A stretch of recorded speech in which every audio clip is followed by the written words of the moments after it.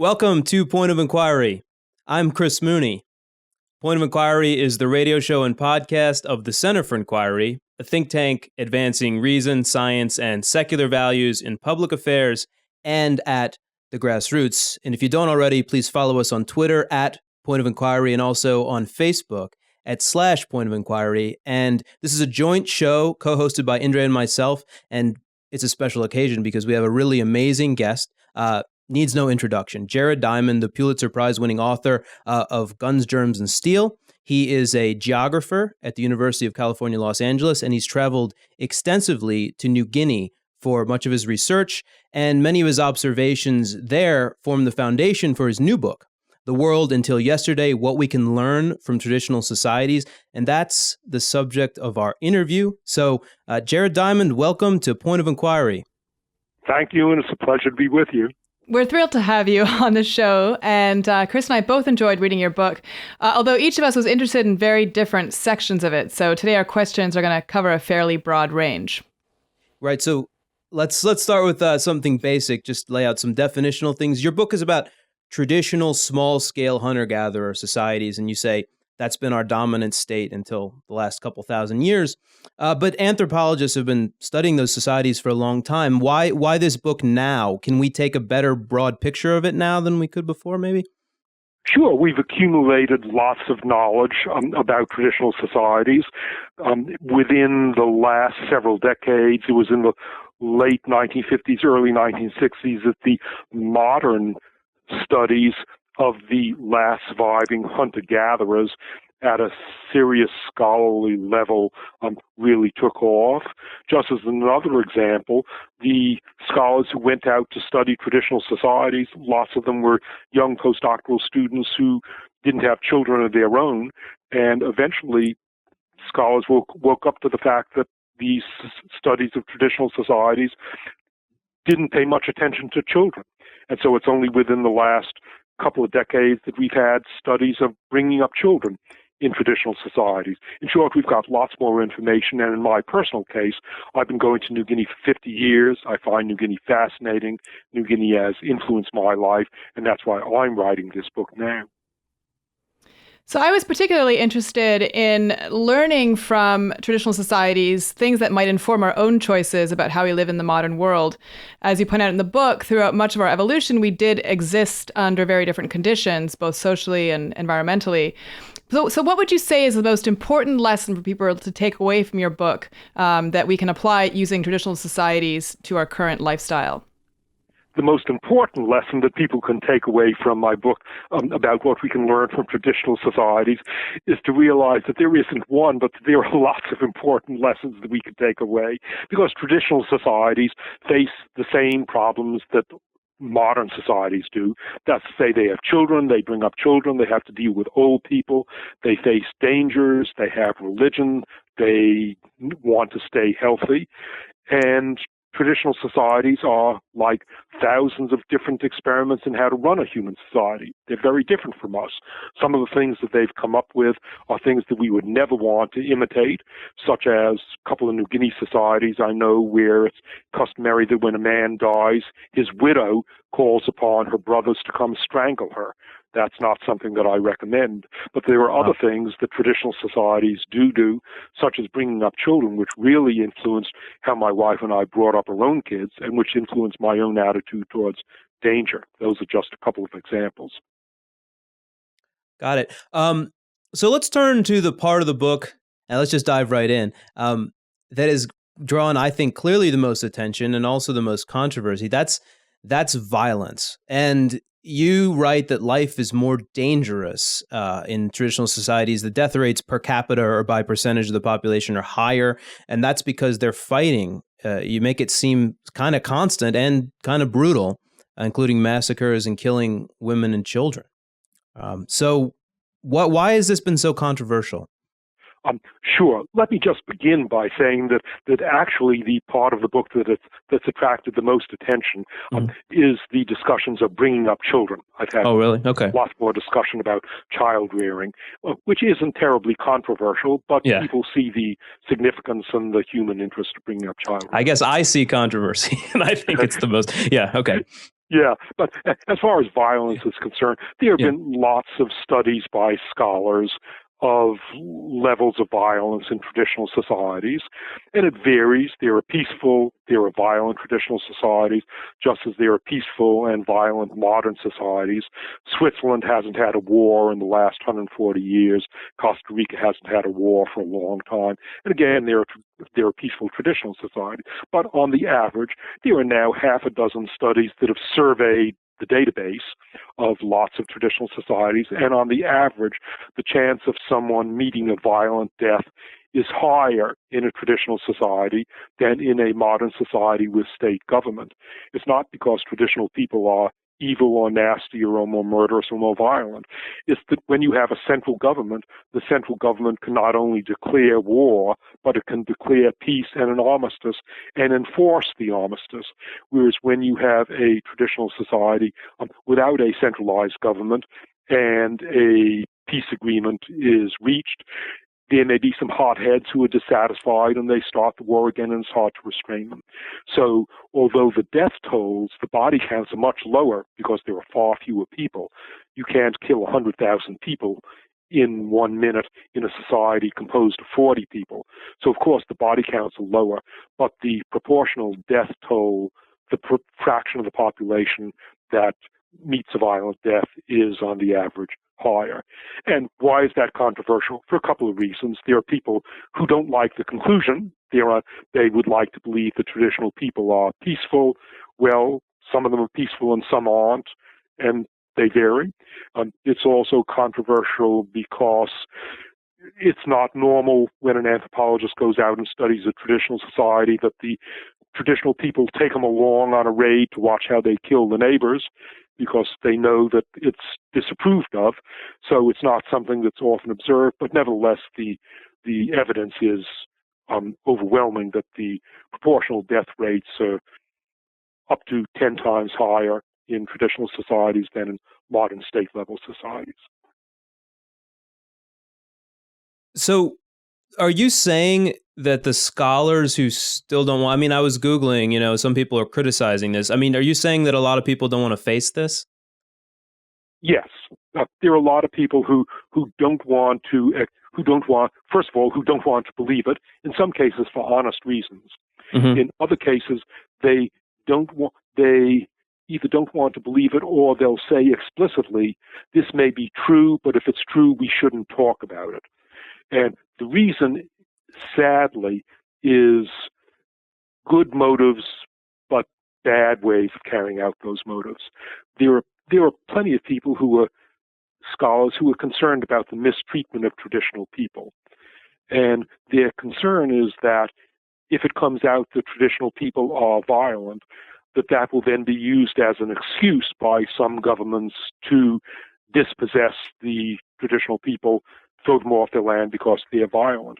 Well, the real reason for not mistreating traditional people is an ethical reason, that you shouldn't mistreat any people. The reason is not that they're supposedly peaceful, because they're not peaceful. And when the truth comes out that they're not peaceful, if you said that we should treat them nicely because they're peaceful, and it comes out that they're not peaceful, you've demolished the grounds for treating them well. And so that's why, while I share the goals of those who would like to see traditional people treated well, I think their policy is a terrible policy, because if you found an ethical motivation on a lie or on a falsehood, the falsehood will eventually come out, and it then undermines what you were arguing for.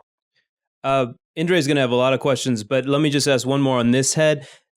How much of it's about colonialism? How much of it is about the fact that Europeans went around and they certainly interfered extensively in traditional societies? Obviously not recently as much, but certainly going back a couple hundreds of years, and people think that the legacy of that is kind of terrible.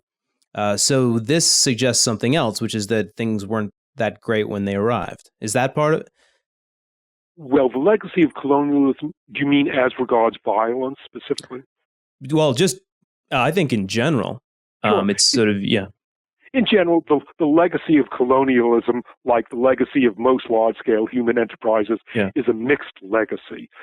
On the one hand, colonialism in New Guinea, the first thing that the Australians did when they came into a previously uncontacted area of New Guinea is they ended tribal warfare and they ended cannibalism.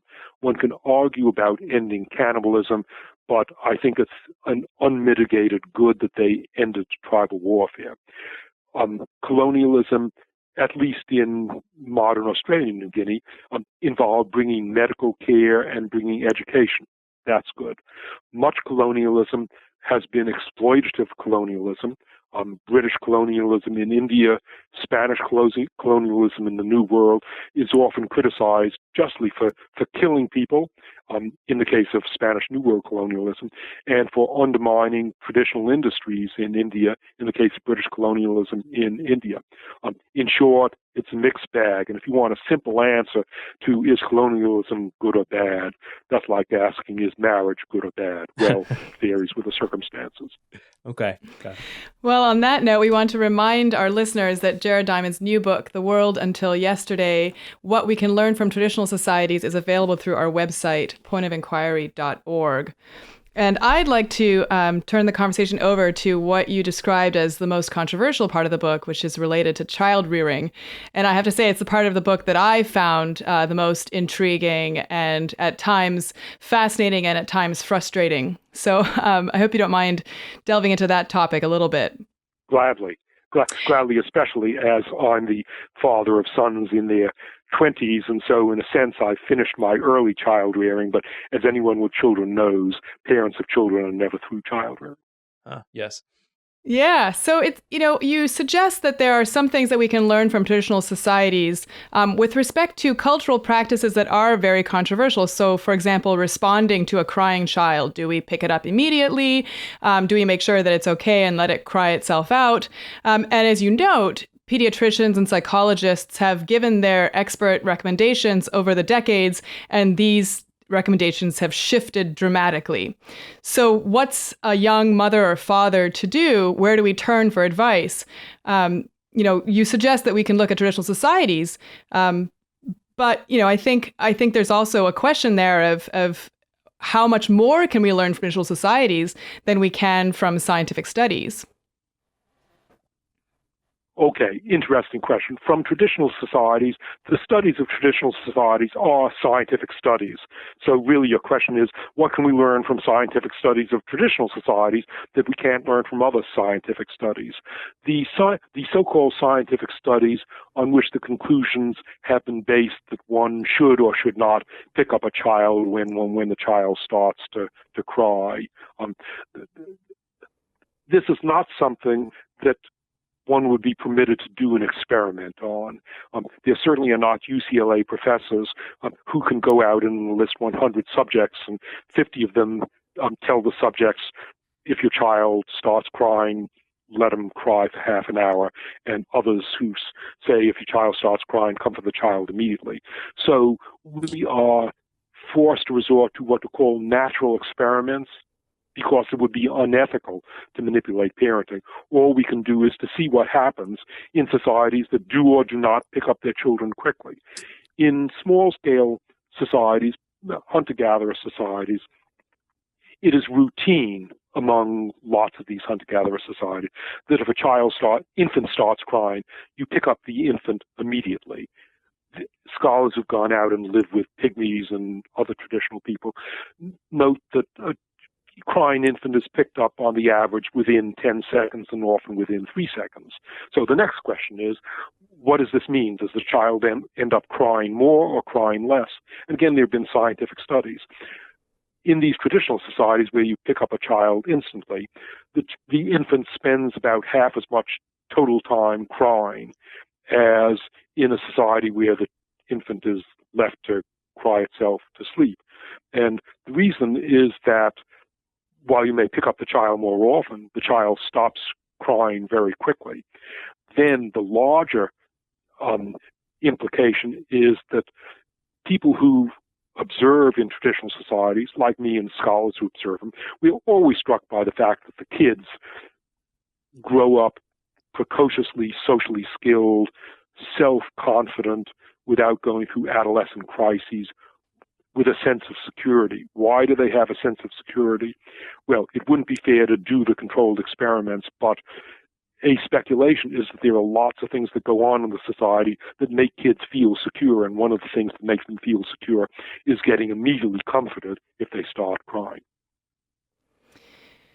And you sort of have a similar, I think, controversial topic when you talk about breastfeeding. I don't know if that's something that you've had some pushback from others about, but you talk about on-demand breastfeeding, for example, in which a child is at the breast whenever the child wants to, and as you can imagine, this would be a really difficult thing for a woman who has to hold down a job to be able to do.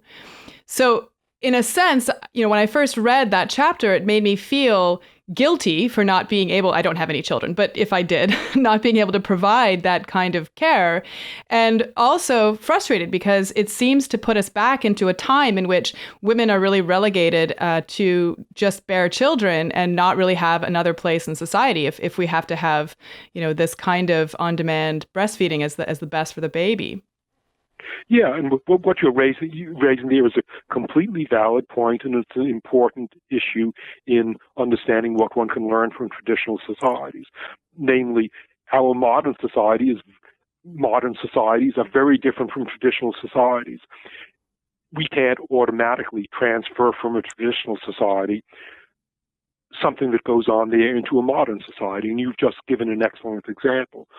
If you are a professional woman and you're trying a case in court, you had better not interrupt your speech to the jury in order to breastfeed your child on demand.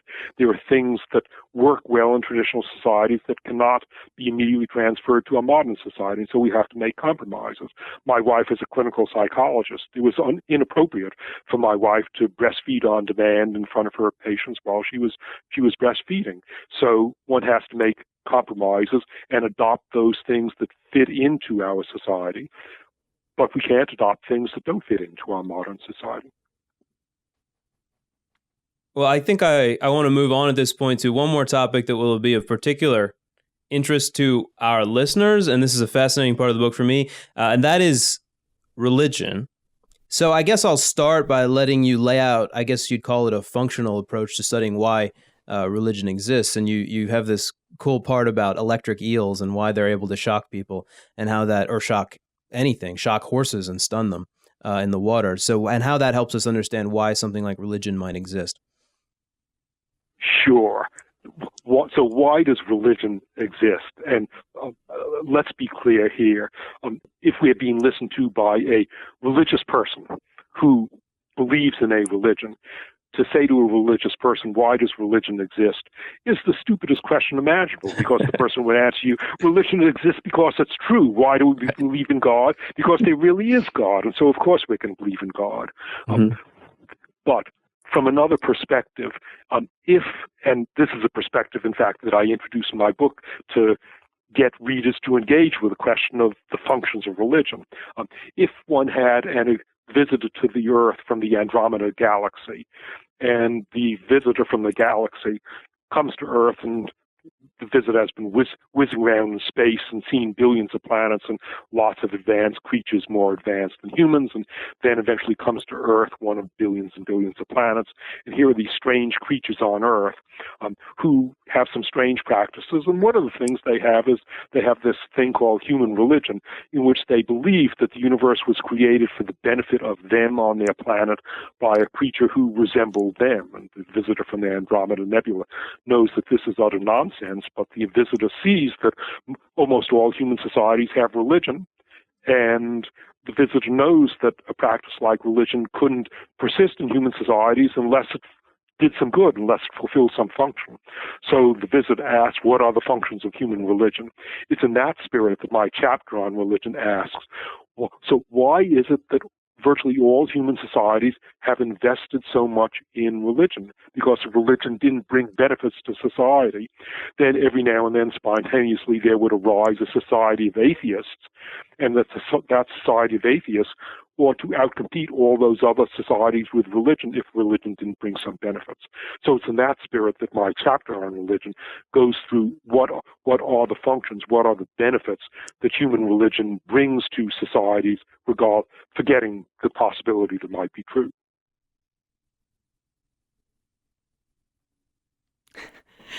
I'm getting a look from Chris that it's my turn to ask a question. Yeah. I suppose we should follow up on the religion question. But I think that one of the things that I've been also most fascinated about the book is sort of related to this in-group, out-group, people living amongst each other when they're different. And of course, in traditional societies, as you suggest, there is a real kind of fear of the other, especially in societies that don't do a lot of travel. People stay in their zones and they don't really leave, and they're very much afraid of strangers. Well, I grew up in Canada, and I have to admit that Canadians tend to define their culture in part by how it differs from that in the U.S., which in the grand scheme of things is very little. But one characterization I remember is that of the melting pot versus the mosaic. So in the US, immigrants are required to assimilate, learn English, etc. Whereas in Canada, we have what we like to call a mosaic. Immigrants are encouraged to retain their cultural heritage and language. It seems from your book that you suggest that this kind of mosaic viewpoint is perhaps more beneficial in general for society. Is that an appropriate characterization? I wouldn't put it quite in that way, but I would say some things related to that. The reality is that throughout human history, we've had mosaics. We've had nothing but mosaics until relatively recently. The first state government didn't arise until about 5,500 years ago, and it's state governments that impose one language and one culture on different peoples within their boundaries, within their empire. So humanity for 6 million years has been mosaics, and it hasn't done us any obvious harm. As an example of where mosaics do us good, and this is a Canadian example, the biggest single surprise that came up for me in writing my book was to learn of some recent studies in Canada within the past few years about the benefits of multilingualism. So when Canada with its mosaics, when you get multiple languages, people are likely to learn several languages. And a feared health problem of old age now is the old age dementia such as Alzheimer's disease. People ask, what can I do to protect myself against Alzheimer's disease? Should I play bridge? Should I play Sudoku? Should I take some pill? Well, there's no pill, there's no evidence that bridge or Sudoku protects you against the symptoms of Alzheimer's disease. The only protection we know of was revealed by some recent studies in Toronto, which are that the only protection is to be multilingual. Multilingual people get on the average 5 years of protection against the symptoms of Alzheimer's disease if they're going to get those symptoms at all. And the reason is, on reflection, the most constant exercise for the human brain that one can have is shifting back and forth between languages. If you're multilingual and you're shifting between languages, every time you speak or every time you hear someone, you have to ask yourself, what are the set of rules? Is it English rules or is it French rules that I'm using to interpret what I'm saying or to interpret the sounds that are coming in? So language is the best exercise for the human brain, just as doing push-ups and muscle machines are good exercise for the shoulders. And that's why multilingualism or mosaic society brings these unexpected benefits, protections against the symptoms of Alzheimer's disease. Yeah, I was actually delighted to read about that work, in part also because you talk about crib bilinguals, so infants who are spoken to in different languages from the mother and father or two different caregivers, and that those infants also show, even before they learn to speak, this positive effect in terms of their executive function or their ability to switch between tasks. So as a crib bilingual myself, I was delighted to read that. Yeah, it's very interesting. First of all, so a crib bilingual, as you say, is an infant typically whose mother speaks one language and the father speaks another language, and so the infant from the beginning hears both languages. The infant isn't going to start speaking until maybe it's 8 months old or a year old, but even when the infant is just a few weeks old, you can test the infant's reaction to sounds, and you can establish that the infant really does distinguish the sounds of the two languages, and that the infant develops improved cognitive skills of a particular type, so-called executive function, as a result of being a crib bilingual. When friends of mine here at UCLA, fellow faculty members at UCLA, a couple of members of my department had babies within the last year, and I remember one of them, a couple in which the man is English and the woman is Finnish, and they debated should the wife speak Finnish to her baby. Well, in the United States, there's a widespread feeling that just confuses the baby. But once they read my book about the benefits of crib bilingualism, as my friend put it, my wife has become militantly bilingual. That's to say, my wife militantly now is speaking only Finnish to our infant in the crib.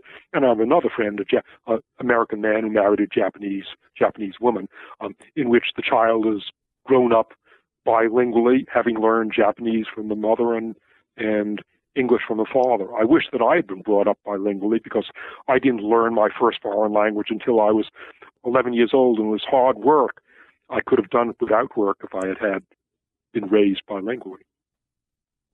Well, I'm going to swing back to religion, see if we can get one or two more questions in here. What I found most, I guess I wasn't expecting to find it, in the religion chapter was you describe all these things, that functions of religion, and one of them, is basically it can be used to justify violence and fighting and nationalism and tying large groups together, but maybe against another group. But then you say that that's not what it tends to be used for in these traditional societies, which you also then do describe in another chapter we discussed already as violent. So it seems like they're not using their religion. Their religion seems more pared down and not tied to this groupthink.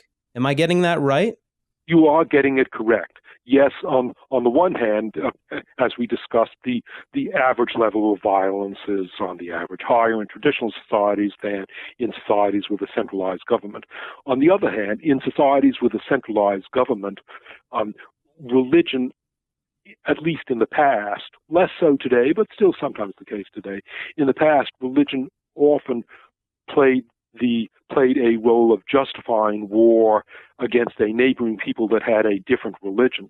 And we know that some of the most ferocious fighting in the last 2,000 years has been in the name of religion. The reason is that if you have a complex society, populous society, where you're encountering strangers, in order to have peace within your society, the government has to make rules. Thou shalt not kill. You shall not go, because you're not supposed to kill any stranger when you come across a stranger. But then what does the government do when the government wants to go to war after telling someone for 18 years, thou shalt not kill? And the answer is, well, that commandment about thou shalt not kill applies to people with your own religion, but it doesn't apply to those vile people with some other religion. And the government now commands you to kill those people with another religion. So that's why organized religions within the last about 5,000 years, have played this double-edged, double-faced role of, on the one hand, maintaining peace and forbidding killing within the society, but on the other hand, justifying killing towards a neighboring society. Well, on that note, I'm afraid very reluctantly we need to let you go. So I'm sure you have provided a lot of fodder for our listeners, and I'm sure that we'll get a lot of comments on this show, which we look forward to. So, Jared Diamond, thank you very much for being on Point of Inquiry. Yes, thank you for your interesting questions. It's been a pleasure to talk with you. Thanks so much. So, Indre, wow, that covered a lot of different things, and they're all sort of rolling around in my head. I don't even know where to start. in a way, I think it really kind of mirrors the density of this book, and of course of all of his other writings. I thought it almost made me laugh out loud when I was reading the beginning of the book when he describes it as a short book about a few little things, and yet it covers such a wide variety of topics. It could be used in warfare in traditional societies. That book is pretty big. So. Yeah, at least to defend yourself from bullets and arrows. Right. But yeah, I still feel, though, that we have a lot of unanswered questions, and I wish we had a chance to do part 2. What did you think? Yeah, well, I'm so surprised by the discussion of religion on the point that I raised at the end, because Agreed. To me, you've got these small, tight-knit societies. They're afraid of outsiders, and as he explains, they always seem to have something like religion in the sense of supernatural beliefs, and it's filling a particular hole when they feel anxious. So if you're not sure how, I don't know, going out and hunting is going to go, then you end up having a couple superstitions, where you make some sort of, quote, prayer or something, to hope that it'll go better, and it helps soothe anxiety. So he says it's filling that function, but I'm just surprised that when the group feels under threat, that it doesn't end up binding them together. I guess it doesn't fit what I've always thought, but that doesn't mean I'm right. I'm just having trouble processing it. Yeah, I mean, I think I'm intrigued by his point that really it's when a religion gets organized that it can be it's most dangerous, which I think a lot of people share that sentiment. And of course, organized religion often has very little to do with the tenets of that religion, right? So, love thy neighbor is not something that the Catholic Church seems to take literally at all times, given the way that it behaves in a lot of the world. Right, the implication, yeah.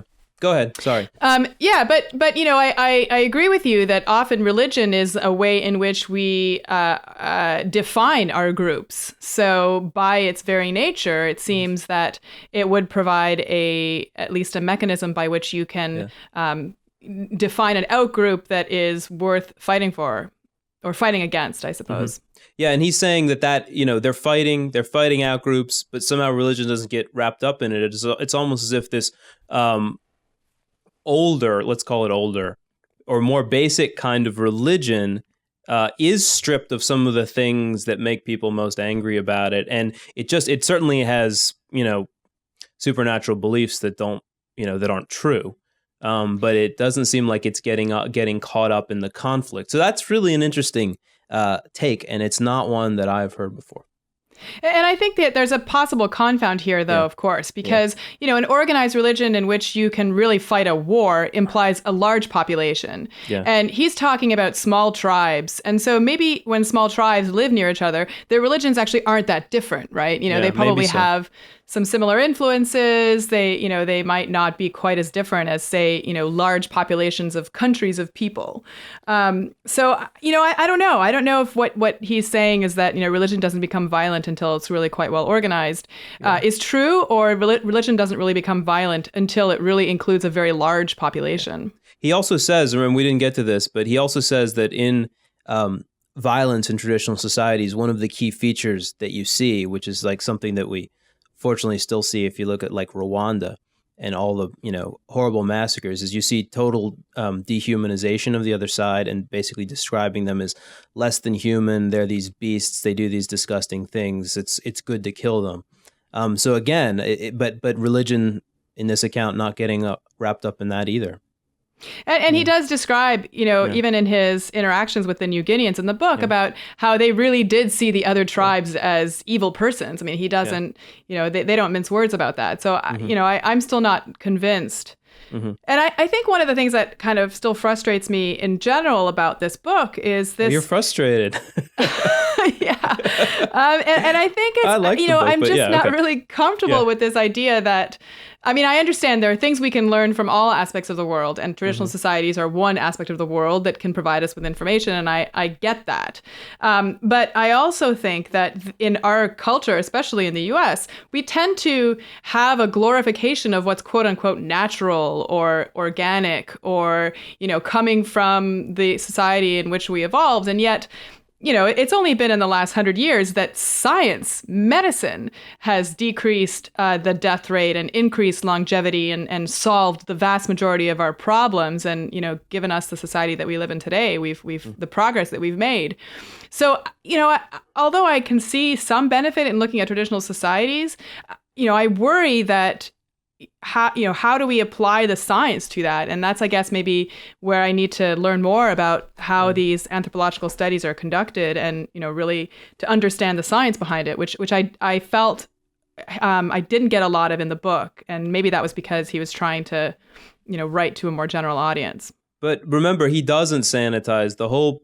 I mean, not maybe in some areas, but the whole discussion of violence is one that has drawn this firestorm where all these sort of Rousseauian people who want to think that traditional societies are more peaceful, and he's not with them there. But it's more, what I was struck by, and this didn't come up in our conversation, was the chapter on conflict resolution, nonviolent conflict resolution in traditional societies, where if you get into a conflict with someone like a car accident. In our society, it's completely, the whole way of resolving it is legalistic, who had fault and what are they therefore penalized for.